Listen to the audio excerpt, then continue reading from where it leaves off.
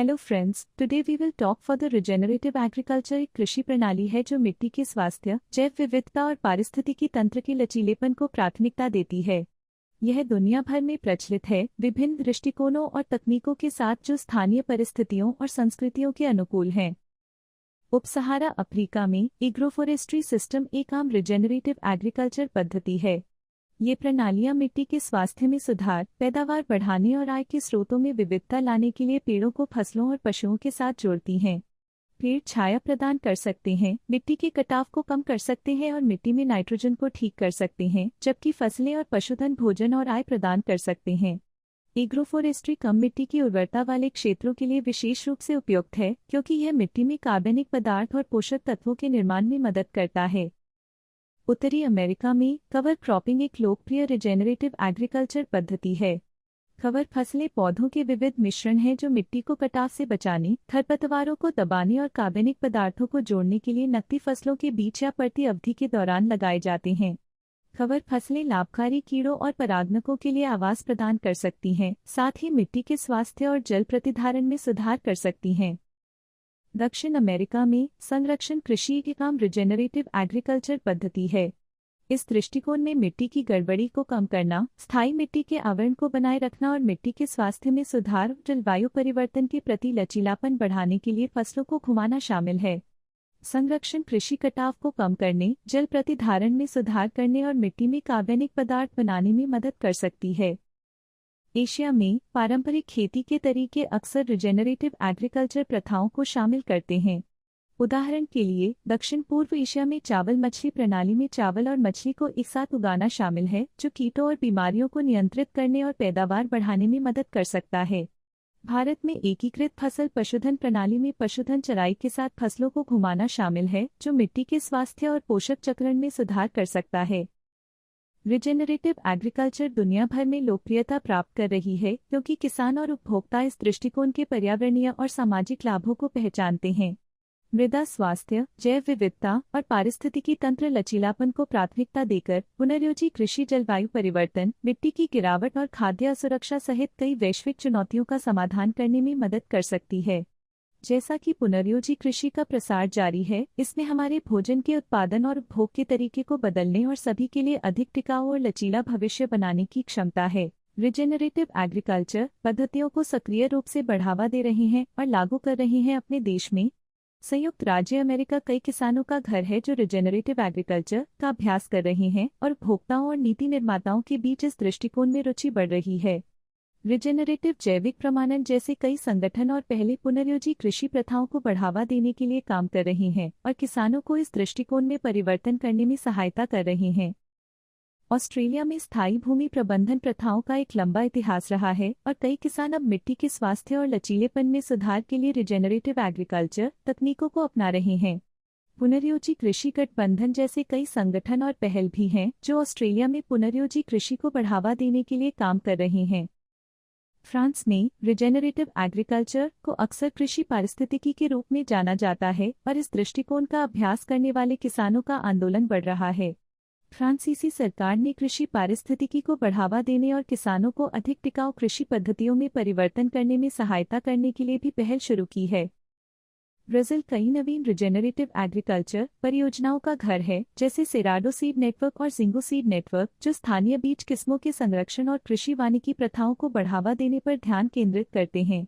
पुनर्योजी कृषि को ब्राजील में वनों की कटाई और जलवायु परिवर्तन को संबोधित करने के लिए एक महत्वपूर्ण उपकरण के रूप में भी देखा जाता है। भारत में रिजेनरेटिव एग्रीकल्चर को अक्सर शून्य बजट प्राकृतिक खेती के रूप में जाना जाता है और इस दृष्टिकोण को अपनाने वाले किसानों का आंदोलन बढ़ रहा है। शून्य बजट प्राकृतिक खेती मिट्टी के स्वास्थ्य में सुधार और लागत कम करने के लिए प्राकृतिक आदानों और प्रथाओं का उपयोग करने पर केंद्रित है।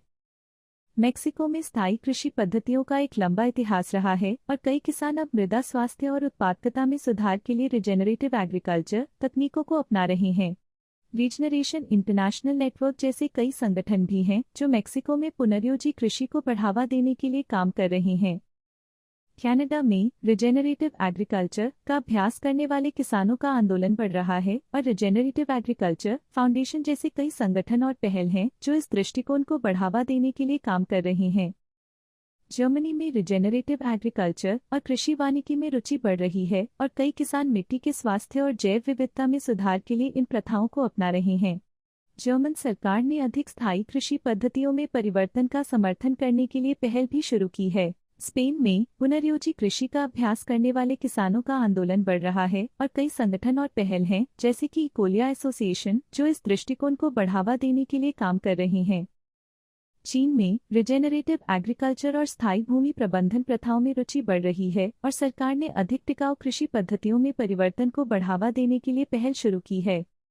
रिजेनरेटिव एग्रीकल्चर विभिन्न प्रकार की मिट्टी और जलवायु में की जा सकती है, क्योंकि दृष्टिकोण मिट्टी के स्वास्थ्य को बहाल करने और पारिस्थितिकी तंत्र के लचीलेपन को बढ़ावा देने पर केंद्रित है। हालांकि उपयोग की जाने वाली विशिष्ट पुनर्योजी कृषि पद्धतियां मिट्टी और वातावरण की स्थितियों के आधार पर भिन्न हो सकती हैं।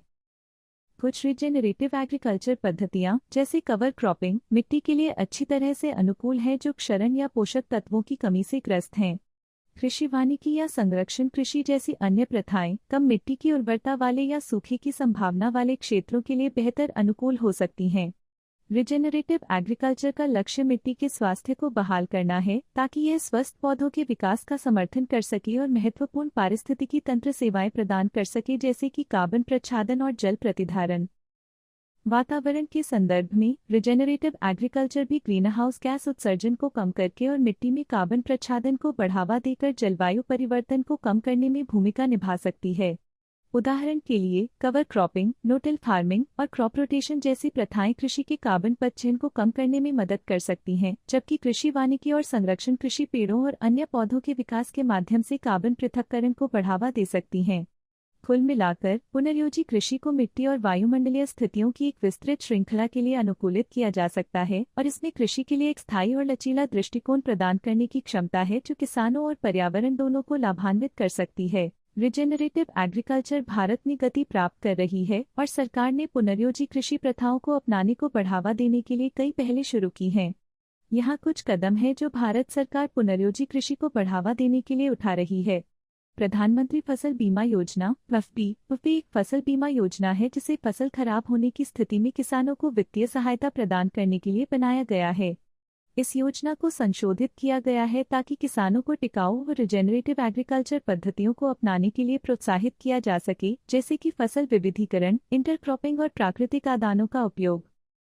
मृदा स्वास्थ्य कार्ड योजना मृदा स्वास्थ्य कार्ड योजना किसानों को उनकी मिट्टी के स्वास्थ्य के बारे में जानकारी और मृदा स्वास्थ्य प्रबंधन के लिए सिफारिशें प्रदान करती है।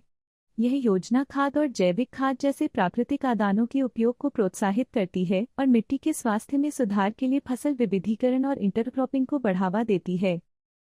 परंपरागत कृषि विकास योजना (PKVY) सरकारी योजना है जो रिजेनरेटिव एग्रीकल्चर सहित जैविक और प्राकृतिक कृषि पद्धतियों को अपनाने को बढ़ावा देती है। यह योजना उन किसानों को वित्तीय सहायता प्रदान करती है जो जैविक कृषि पद्धतियों को अपनाते हैं और फसल विविधीकरण, प्राकृतिक आदानों के उपयोग और मिट्टी और जल संसाधनों के संरक्षण को बढ़ावा देते हैं। राष्ट्रीय कृषि विकास योजना (RKVY) सरकारी योजना है जो राज्य सरकारों को कृषि विकास परियोजनाओं के लिए वित्तीय सहायता प्रदान करती है। यह योजना रिजेनरेटिव एग्रीकल्चर सहित स्थायी कृषि पद्धतियों को अपनाने को प्रोत्साहित करती है और कृषि के क्षेत्र में अनुसंधान और विकास का समर्थन करती है। शून्य बजट प्राकृतिक खेती (ZBNF) एक कृषि प्रणाली है जो खेती में प्राकृतिक आदानों और शून्य बाहरी निवेश के उपयोग को बढ़ावा देती है। यह कृषि के लिए कम लागत वाला, पर्यावरण के अनुकूल और टिकाऊ दृष्टिकोण है जिसने हाल के वर्षों में भारत में लोकप्रियता हासिल की है।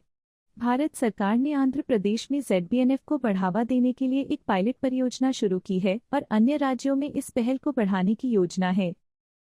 राष्ट्रीय कृषि वानिकी नीति भारत में कृषि वानिकी और वृक्ष आधारित कृषि प्रणालियों को बढ़ावा देने के उद्देश्य से 2014 में राष्ट्रीय कृषि वानिकी नीति शुरू की गई थी।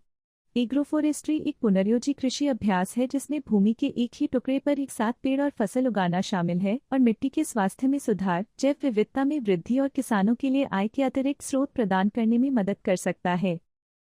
सतत कृषि के लिए राष्ट्रीय मिशन पुनर्योजी कृषि सहित स्थायी कृषि पद्धतियों को बढ़ावा देने के उद्देश्य से 2010 में सतत कृषि के लिए राष्ट्रीय मिशन शुरू किया गया था। मिशन मृदा स्वास्थ्य प्रबंधन जल उपयोग दक्षता और फसल विविधीकरण पर ध्यान केंद्रित करता है और नवीन और पर्यावरण के अनुकूल कृषि पद्धतियों को अपनाने को प्रोत्साहित करता है।